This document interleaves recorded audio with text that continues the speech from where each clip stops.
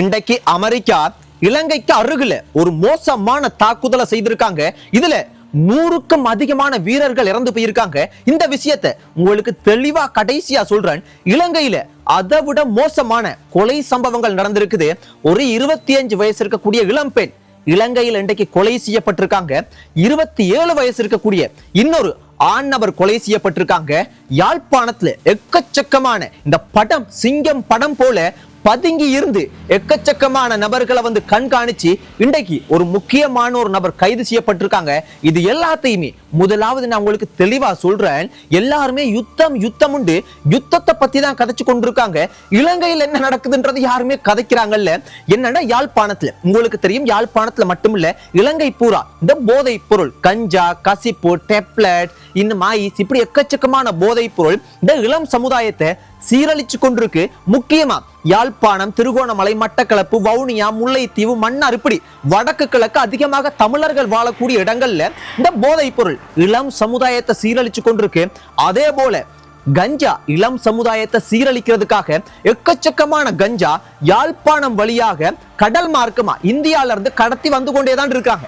இந்த விஷயத்தை தடுத்து நிறுத்துறதுக்கு ஒரு முயற்சியா யாழ்ப்பாணத்துல ஊர்காவற்துறை போலீஸ் பிரிவுக்குட்பட்ட இடத்துல ஊர்காவற்துறை போலீஸ்ல ரகசிய இந்த மாதிரியான விஷயங்களை தடுத்து நிறுத்துறதுக்குரிய ஸ்பெஷல் டீம் என்ன செஞ்சிருக்காங்கடா, இதை கண்காணிச்சு இன்றைக்கு எங்க இந்தியால இருந்து படகு மூலம் எக்கச்சக்கமான கிட்டத்தட்ட 367 கிலோ கஞ்சா படகு மூலம் கொண்டு வந்திருக்காங்க. இந்த விஷயத்தை ஒற்று வழியா ஊடுருவி கண்டுபிடிச்ச அந்த போலீஸ் என்ன செஞ்சிருக்காங்கடா, இந்த படம் போல அந்த கடற்கரையில பதுங்கி இருந்திருக்காங்க. படகம் கணக்கா வந்திருக்குது. வரும்போது என்ன இதை நான் உங்களுக்கு சொன்னாலும் நடந்ததை சொல்றேன்னா யோசிச்சு பாருங்க எப்படி இருக்குமெண்டு. அப்ப கணக்கா வரும்போது இவர்கள் போலீஸும் படகை விட்டு இறங்கும் போது கணக்கா வந்து அவர்களை வந்து அப்படியே பிடிக்கிறது ஓடி இருக்காங்க. அதுல மொத்தம் 3 நபர்கள் இருந்திருக்காங்க. அந்த படகுல 2 நபர்கள் தப்பிச்சு ஓடிட்டாங்க. ஒன்றுமே செய்ய முடியல, தப்பிச்சு ஓடிட்டாங்க. அதாவது போலீஸ் இப்படிதான் சொல்லியிருக்காங்க. தப்பிச்சு ஓடிட்டாங்களா இவங்க தப்பிக்க விட்டுட்டாங்களா எனக்கு தெரியாது. அதுல ஒரு நபர் கையும் களவுமா சிக்கப்பட்டு படகு பறிமுதல் செய்யப்பட்டிருக்கு. அந்த ஒரு நபர் கைது செய்யப்பட்டிருக்காங்க. அந்த படகுல 367க்கும் அதிகமான கஞ்சா பறிமுதல் செய்யப்பட்டிருக்குது. யோசிச்சு பாருங்க, இவ்வளவு சட்ட திட்டங்கள், இவ்வளவு இறுக்கம், எவ்வளவு இந்த விதிமுறைகள், இந்த தண்டனைகள் என்னதான் கொடுத்தாலும் இந்த கஞ்சா போதை பொருளை கடத்துறத நிறுத்துற மாதிரியே இல்ல. எனக்கு தெரிஞ்சு ஒரு அளவு இந்த அரசாங்கத்துல இந்த காவல்துறை ஒழுங்கா வேலை செஞ்சாலும் இன்னும் காவல்துறை உள்ளுக்கு சுத்தம் செய்ய வேண்டி இருக்குன்னு நான் நினைக்கிறேன். யோசிச்சு பாருங்க, இப்படி ஒரு விஷயம் இன்றைக்கு யாழ்ப்பாணத்துல ஊர்காவல்துறை போலீஸால நடந்திருக்கு. ஆனா இதை யாரும் இப்ப கதைக்கிறாங்கல்ல. எல்லாரும் யுத்தம், ஈரான், அமெரிக்கா, இஸ்ரேல் இதை தான் கதைச்சு கொண்டிருக்கிறாங்க. இப்ப அடுத்ததுக்கு வருவோம். அடுத்தது என்னண்டா, இன்னொரு ராணுவ நபர் ஒருத்தர், முன்னாள் ராணுவ நபர் ஒருத்தர் கைது செய்யப்பட்டிருக்கார். அவர் ஏன் கைது செய்யப்பட்டிருக்கார் என்றால், அவர் திருகோணமலையில இன்றைக்கு கைது செய்யப்பட்டிருக்கார். அவர் இந்த ஒரு கை துப்பாக்கி மாதிரி, ஒரு இடியன் மாதிரி ஒரு துப்பாக்கி ஒன்று வச்சிருந்திருக்கார். இன்னொன்று ஐஸ்ன்ற போதை பொருள். இவர் கையும் களவு மாண்டைக்கு சிக்கப்பட்டிருக்கார். ஏன் துப்பாக்கி வச்சிருக்கார் என்று பார்க்க போனா, இவர் வந்து வேட்டையாடுறதா. இவர் இதுக்கு முதல் ராணுவத்துல வேலை செய்திருக்கார். இப்ப அதுல இருந்து விலகினதன் பிற்பாடு ஐஸ் என்ற போதை பொருள் பாவிக்கிறார் என்று சொல்றாங்க. பாவிக்கிறேரா விற்கிறேரா அதெல்லாம் எனக்கு தெரியல. ஒரு வழியா இன்றைக்கு வந்து இவர் கணனால மக்கள் அது இதெல்லாம் புகார் கொடுத்து இவர் மேல சில குற்றச்சாட்டுக்கள்லாம் எழுந்து ஒரு வழியா இன்றைக்கு இவர் கைது செய்யப்பட்டிருக்கிறார். திருகோணமலையில கந்தலா என்று சொல்லப்படக்கூடிய பகுதியில தான் இந்த சம்பவம் இன்றைக்கு நடந்திருக்குது. இன்னொன்று ஹகதுடுவ என்று சொல்லப்படக்கூடிய ஒரு சிங்கிள் ஏரியால 25 வயசு இருக்கக்கூடிய ஒரு இளம் பெண் கத்தியால அதை எப்படி சொல்லக்கூடாது, இதோட இப்படியே கத்தியால என்ற அந்த யூடியூப் விதிமுறைகளை மீறி நம்ம கதைக்கிறது வந்து அது நம்ம சரி கதை கேளாது. சில ஆட்கள் கதைக்கிறாங்க, ஆனா கதைக்க கூடாது, அதுதான் ரூல். அதனால நான் உங்களுக்கு சைகையா காட்டுறேன். கத்தியால 27 வயது இருக்கக்கூடிய ஒரு நபர் 25 வயசு இருக்கக்கூடிய ஒரு இளம் பெண்ணை கத்தியால இதோட இப்படியே வெட்டி இன்றைக்கு கதையை முடிச்சுட்டு. அப்ப என்ன பிரச்சனை பார்க்க போனா முழுமையான பிரச்சனை வரல. இந்த சம்பவம் ஹகதுடுவ என்று சொல்லப்படக்கூடிய ஒரு சிங்கிள் ஏரியால ஒரு உடுப்பு தொழிற்சாலையில தான் இந்த சம்பவம் இன்றைக்கு நடந்திருக்கு. அப்ப அந்த பெண் ஒரு திருமணமாகாத இளம் பெண். ஆனா கொலை செய்தவர் 27 வயசு இருக்கக்கூடிய திருமணமான நபர். ஆனா இதுல ஒரு விஷயம் ஒன்று என்ன தெரிஞ்சு கொள்ள முடியுதுன்றா, இந்த பெண்ணை வந்து இவர் காதலிக்கிறார். அதாவது அவர் திருமணமாகி இருந்தாலும் காதலிக்கிறார். இந்த காதல் சம்பந்தப்பட்ட விஷயத்துல இவங்களுக்குள்ள சில முரண்பாடு வந்து தான் இந்த சம்பவம் நடந்திருக்குதுன்ற மாதிரி ஒரு விஷயம் மட்டும் பார்க்க கிடைக்குது. இருந்தாலும் நம்ம போய் கண்ணால பார்க்கல, முழுமையான விசாரணை வெளியே வரல. சோ இப்படி ஒரு சம்பவம் நடந்திருக்குது.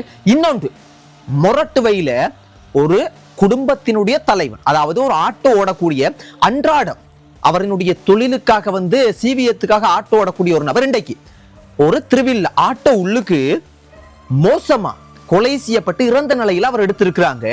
இது என்ன பிரச்சனை பார்க்க போனா இதுவரைக்கும் தெரியல. ஆனா இதுல ஒரு சந்தேகம் இருக்குன்னா, இந்த காசுக்காக பணத்துக்காக இப்ப அதிகமானவங்க போதைப் பொருள் பாவிக்கிறவங்க. இதுக்கு முதல்ல உங்களுக்கு தெரிஞ்சிருக்கும், புத்தளத்துல 17 வயசு இருக்கக்கூடிய ஒரு பொடியன் இன்னும் கொஞ்சம் பேரெல்லாம் சேர்ந்து ஒரு குடும்பத்தினுடைய தலைவன், அதாவது ஒரு நபரை, குடும்பத்துல இருக்கிற ஒரு முக்கியமான நபரை பணத்துக்காக ஆட்டோல அயர் போற மாதிரிக்கு கூட்டி கொண்டு போய் கொலை செய்து பணத்தை எடுத்துட்டு தப்பிச்சு ஓடுனாங்க. அதுல ஒரு பொடியன் மட்டும் கைது செய்யப்பட்டிருந்தாங்க. இன்னும் 2 பேர் கைது செய்யப்படுவாங்கன்னு சொன்னாங்க. என்னடா அது அப்படியே போயிருச்சு. அந்த மாதிரி ஒரு சம்பவம் தான் இன்றைக்கு முரட்டுவையிலையும் இந்த நபருக்கு நடந்திருக்குன்னு சொல்றாங்க.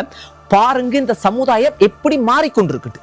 அதாவது பணத்துக்காக போதைப் பொருள் பாவிக்கிறாங்க, வேலை செய்யறது இல்லை.